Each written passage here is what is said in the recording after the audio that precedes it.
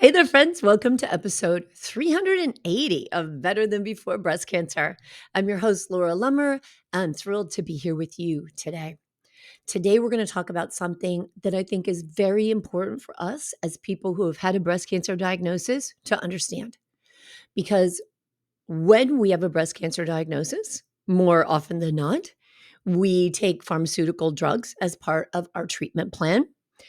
And we also go through some different things, right? So, first of all, let me start off with a little bit of a disclaimer. This episode is totally educational. What I'm going to share with you is information that I hope expands your understanding of what possibly could be happening in your body and why you might be experiencing certain symptoms.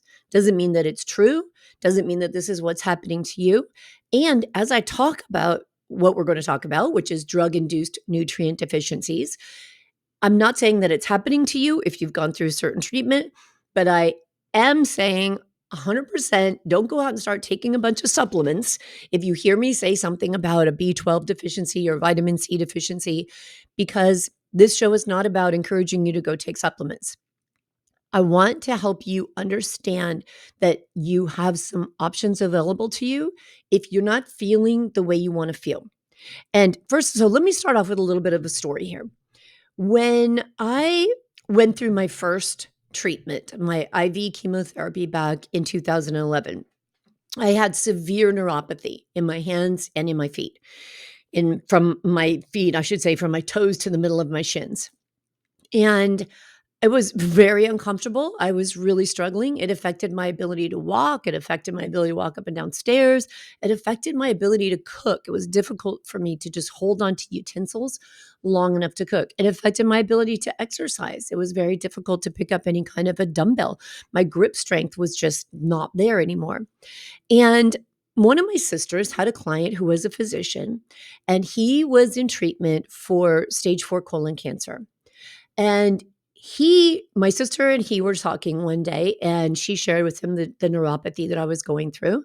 Now, my oncologist was well aware of this also, but he shared with her a supplement that I could take that would help. And he said, B12 in the form of methylcobalamin will help your sister because a lot of times a B12 deficiency is something that can happen because of chemotherapy, and it can have a big impact on neuropathy. So great information. I trusted him. I got the sublingual form that he recommended. I took it. And at the same time, I was doing acupuncture, and I had tremendous results from that. It helped me a lot. Fast forward, many years later, I'm diagnosed with stage 4 metastatic breast cancer. And one of the treatments I get put on, maybe 2.5 years into my treatment, was a drug called Verzenio. And after reading all of the studies and understanding the side effects that I might encounter, one of them being that 89% of women who take Verzenio have chronic severe diarrhea. And I did not escape that side effect. So, what I wanted to understand was, what is the mechanism? Like, why, when I'm taking this drug, does it cause this side effect?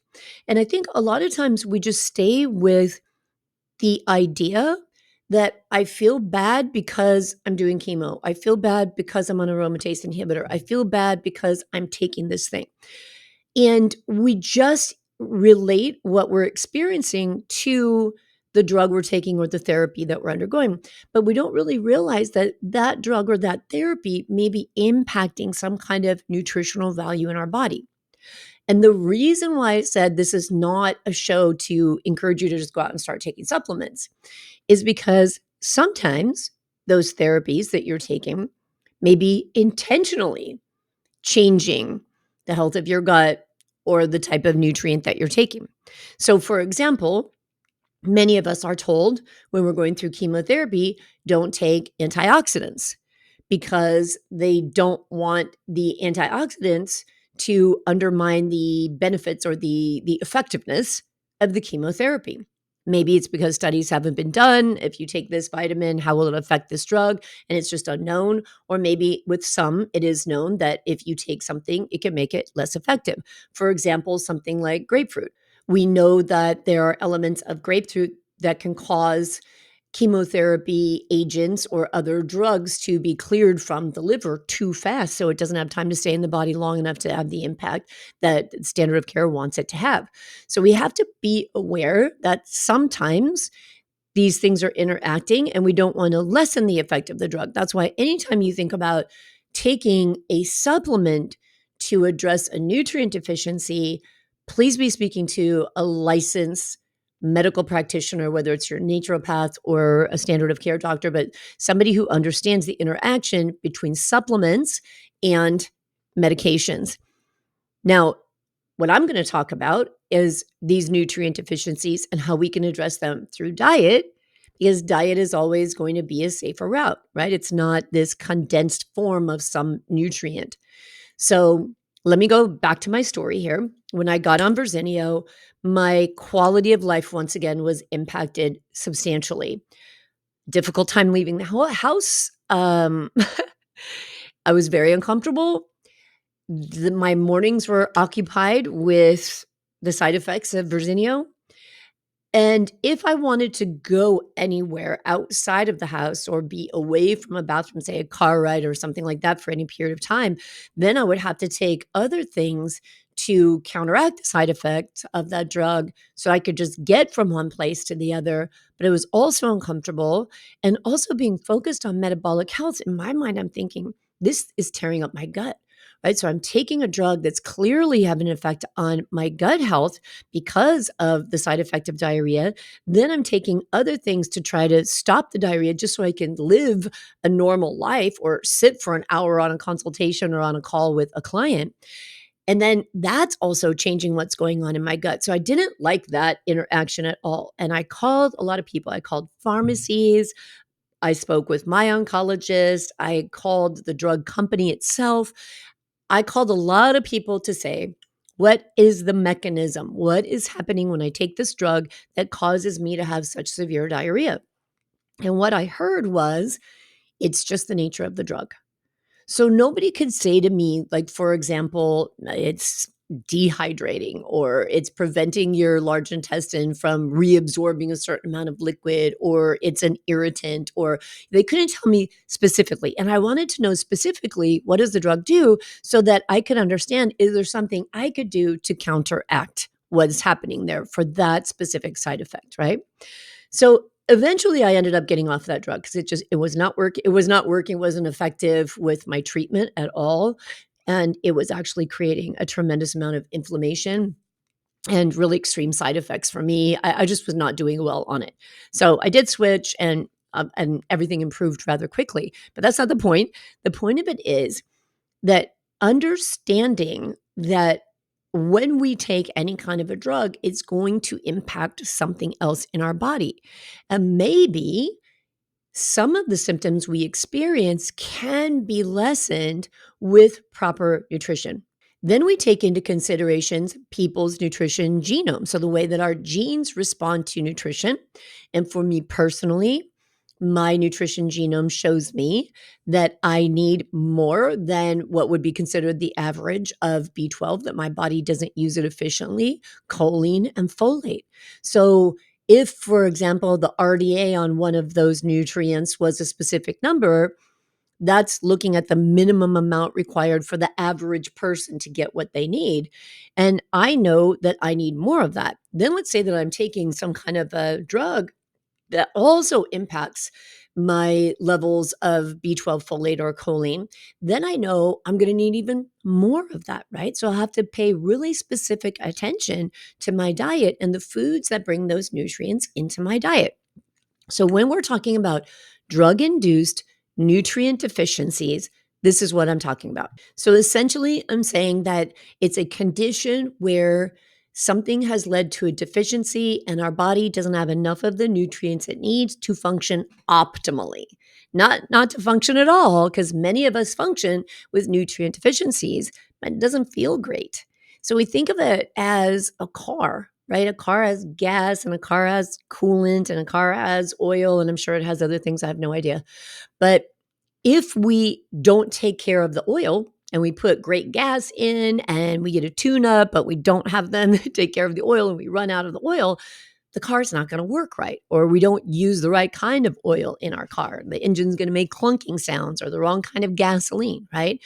So the same with our body. If we're not putting the right things in it, doesn't mean it's not necessarily going to work, but it may not work optimally and you may not feel the way you want to feel. So, how would you even begin to know if you have a nutrient deficiency? Well, there's a couple of ways.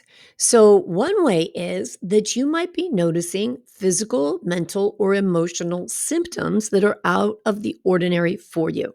So, it may be fatigue, muscle cramps, brittle nails, thinning hair, dry skin, frequent infections. You might have brain fog, trouble concentrating, feeling just mentally off, or have mood swings or anxiety, or just feel just lethargic and unmotivated or just kind of down. Now, some of those symptoms when we're going through treatment could be the result or being impacted by the stress of the treatment itself, and some could be because of a nutrient deficiency.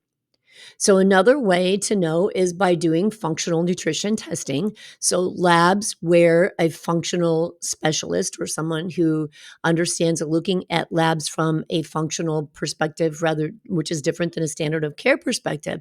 When we're looking at those kind of labs, we're looking at mineral levels or indications of vitamins, mineral levels, inflammatory markers, how well your body is detoxifying. So we're looking through a little bit of a different lens. And that kind of helps us to see through this kind of testing and through what your blood is saying, whether or not there may be a nutrition deficiency. So let me give you some insights as to what common drug induced nutrient deficiencies happen when we're going through breast cancer treatment. So, chemotherapy, if you've been through it, you know it's very tough on your body. It affects your stomach lining, which can lead to poor absorption of nutrients like B12, folate, calcium, zinc. So, your electrolytes can be off of balance.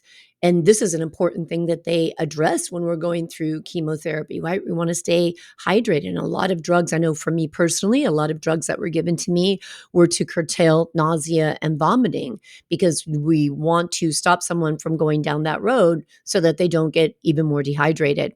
So you might feel tired, get tingling in your hands and feet, or just feel overall weak. Radiation therapy, this increases oxidative stress in the body. So basically, it can deplete antioxidant vitamins like vitamin C and vitamin E. It can impact calcium and vitamin D. And you might notice dry skin, slower healing, increased bone pain. Aromatase inhibitors. These medications lower estrogen, which is important for our bone health, so they can lead to deficiencies in vitamin D, calcium, magnesium, and they can increase the risk of bone loss and muscle cramps. So if you're on these, you might notice symptoms like muscle stiffness, cramps, or bone aches, and you might think it's just because of the drug.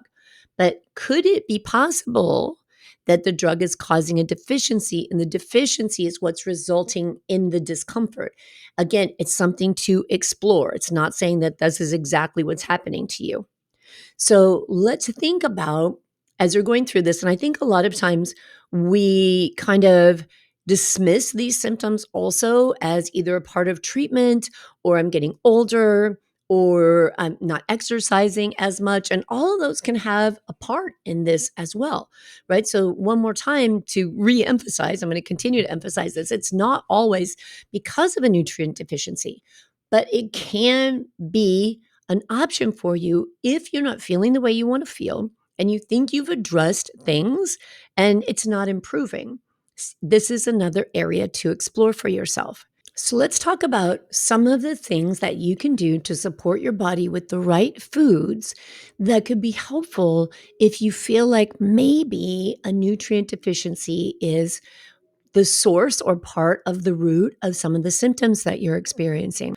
So I think something that's important to address here is that even if you are getting the amount of calories needed for your body to function, right? Calories are just an exchange of energy. We take in calories through food, we put out calories through our body functioning and moving. And let's say that you want to lose some weight or you're gaining weight and you're thinking, well, I already am eating enough right? So why would I have a nutrient deficiency? Because I'm eating enough, I'm not losing weight, right? I don't have a calorie deficit, or maybe there's some other issues going on with that. But I think there's a something we have to really pay attention to is there's a difference between eating enough calorically and eating enough of the right nutrients.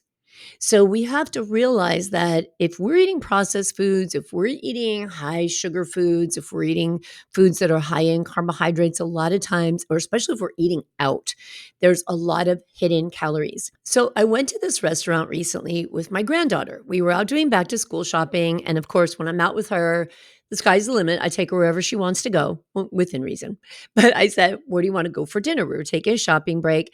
And she named a restaurant in the shopping center we were at. So I said, okay, I haven't been to this restaurant in a very long time. And on the menu is the caloric content. So here in California, I don't know if it's like this all over the country, but in California, if you have certain caloric values on your meals, you have to list them on the menu. So I started looking at the food on this menu and I was shocked. I mean, shocked at the amount of calories that were in a salad or an appetizer. I mean, way more than a day's worth of calories, even in a piece of the desserts that they sold. And so I think it's important for us to remember that just because we think we're getting enough energy in doesn't mean we're getting the right nutrients in. So it is very important. And I talk to clients about this all the time. It's very important for us to track our food for at least a short period of time.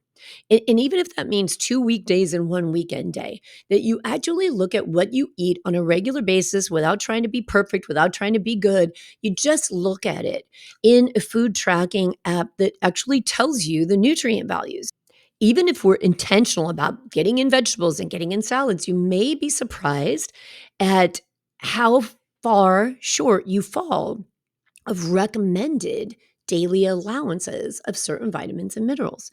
So it can be very eye opening. And I always say that the first step to change is just awareness. Before you change anything, just be aware of what you're currently doing. Because if we just go with, and I hear this a lot when I talk to people and they say, no, I don't track anything, but I know I eat good. I'm sure I don't eat that many carbs. And I say, let's just look, because once we have data, we have a lot more power. So we have data, we can say, wow, this is what is actually going on. Now we can make realistic small changes to support you. Okay.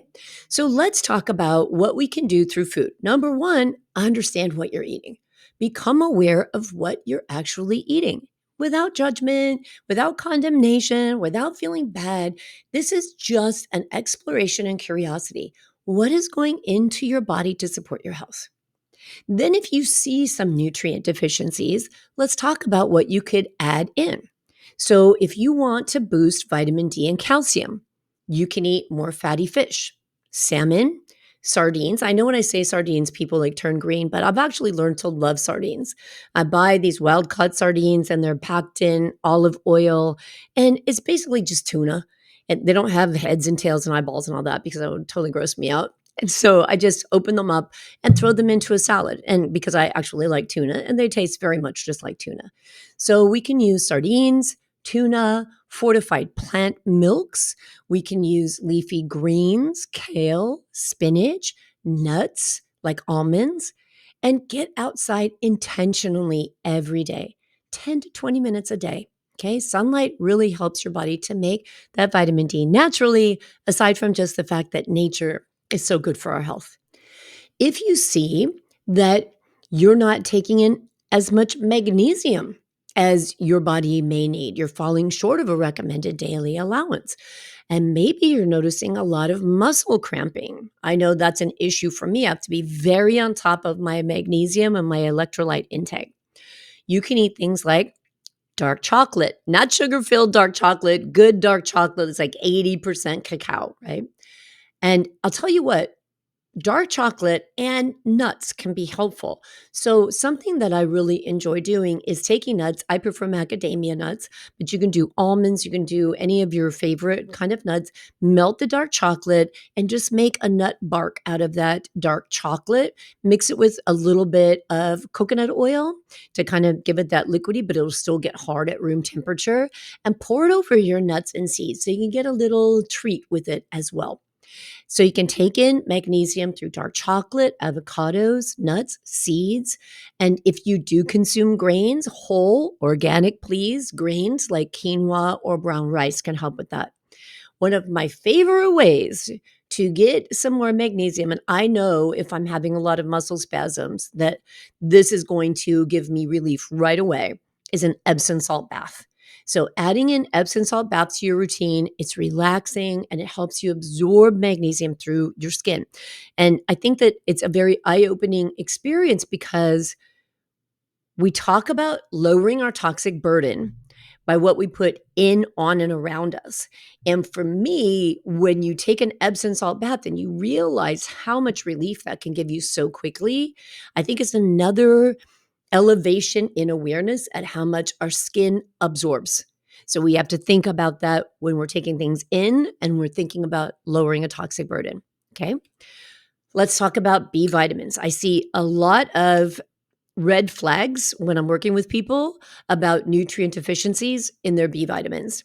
So, some of the things we can make sure we're incorporating on a daily basis: eggs, legumes, if you eat legumes, leafy greens, and B12 is particularly found in animal products. So if you are a plant-based eater only, if you only eat, and this is very rare, I'd like to say if you only eat vegetables, most of the time I find that if people call themselves plant-based, they're taking in a lot of carbohydrates. But if you are only eating vegetables, you might want to talk to your doctor or nutritionist about a B12 supplement because it can be very important, especially in the methylation process, but so many other things that happen in our body. So B vitamins are water soluble, and that means your body doesn't store them well. So you have to eat these foods more regularly on a daily basis. If there is a deficiency or your labs or your testing shows or your symptoms indicate that you may need more zinc, you can get that through shellfish, pumpkin seeds, beans, nuts, and zinc is very beneficial to support healing and our immune system function. So if you notice that maybe you're having a change in your sense of taste or you're getting frequent colds, maybe that's a sign you need more zinc, and you could do some testing to look into that and see. So let's also talk about how you get antioxidant support in a way that's safe without turning to a bunch of antioxidant supplements unless you have spoken to a licensed practitioner who tells you it's okay to take supplements and they're not going to undermine the effectiveness of your treatment. But the way we can increase our antioxidant support safely through food is by eating berries, dark leafy greens, nuts, again with the dark chocolate, good quality dark chocolate, not dark chocolate filled with sugar, and even seeds. So this helps our body fight off that oxidative stress. Antioxidants help to kind of fight off that rust, for lack of a better word, that oxidative stress effect on our body. This is why eating a rainbow, multiple colors of vegetables is more than just fun and pretty and smells good and tastes good, but it's a way to get a variety of antioxidants into your body every day in a way that's not overloading yourself like through supplements. Okay. It's really important to remember that breast cancer treatment is a journey. It is complex. It changes. It is not over, as we all know who are going through it and have been through it. It's up and down. It is not linear and it changes, but so does your body, right? And paying attention to your nutrition and how your body feels through different treatments, noticing if symptoms come and go, that you can make changes and tweak your diet to help support your overall wellness. So we don't want to just do one thing all the time without stopping and paying attention to what is changing. And what changes in our body can be affected by treatments, of course, by stressors in life, but also by seasons. right? We're going to have different needs. And this is the beautiful thing about eating whole foods and especially eating local foods, eating organic foods, is that the earth produces foods with certain nutrients that support us better in seasons. So foods grow, and it's not some random thing that foods grow during certain seasons. And if you think about, I love thinking about the Ayurvedic energy of being connected to the earth. And when the season changes to fall or winter and the air is cold and dry and windy, and we have access to more vegetables like root vegetables and sweet potatoes and pumpkins and squash and things that are heavy and unctuous and a little bit sweet, right? Where when it's hot during the summer, what does the earth produce for us? Fresh watermelon, right? More watery foods because it's hot and it's dry outside. Cooling foods, salads, berries, strawberries, beautiful tomatoes. So let's think about being in sync with the rhythm of the seasons, of our body, of the earth, and paying attention to the nutrients that we need to support us during each of these phases. So I hope that helps you in understanding a little more about the fact that maybe you have some more power. Maybe there's something else to look into if you're not feeling the way you want to feel. And your understanding or your thought about it is it's just because of a pharmaceutical you're taking. And that's what that drug does to you. But maybe that drug is affecting something else. And there's potential there for you to have better support for yourself so you can feel better. Okay. So check these things out with your doctor. Check these things out with your functional nutritionist. Check them out with your naturopath.